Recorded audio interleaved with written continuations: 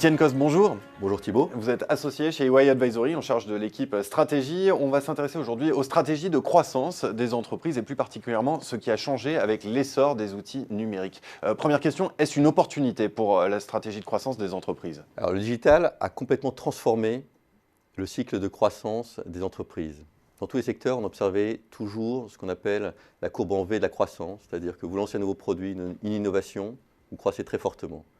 À un moment donné, pour continuer à croître, vous avez saturé votre marché, donc vous devez soit adresser de nouveaux marchés, soit lancer des nouveaux produits.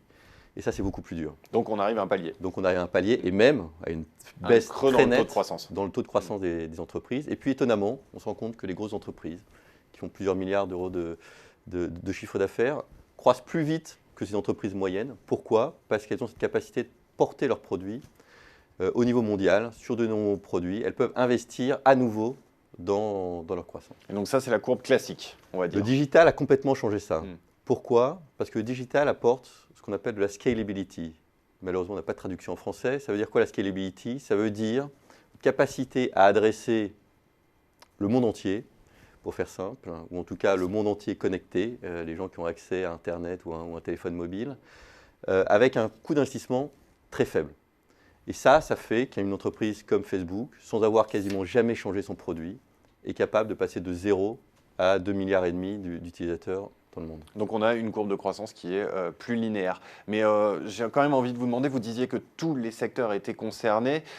Cette courbe de croissance, elle s'applique plutôt aux entreprises du numérique ou alors tous les secteurs sont effectivement concernés? Elle s'applique évidemment naturellement aux entreprises qui ont une ADN très numérique. Mais aujourd'hui, l'ensemble des secteurs se posent cette question et se doivent de rechercher en quoi le numérique peut leur apporter de la scalability. Et c'est pour ça qu'on voit beaucoup d'entreprises dites traditionnelles acheter des startups, souvent des valorisations qui paraissent, pour les gens qui ne sont pas dans le secteur, complètement aberrantes d'un point de vue économique, mais qui ont en fait un sens parce qu'elles apportent à ces grandes entreprises de la scalability. On peut citer des exemples, un Génico qui rachète Ogone, des Orange qui rachètent des Dailymotion ou des Deezer. Les exemples sont très multiples.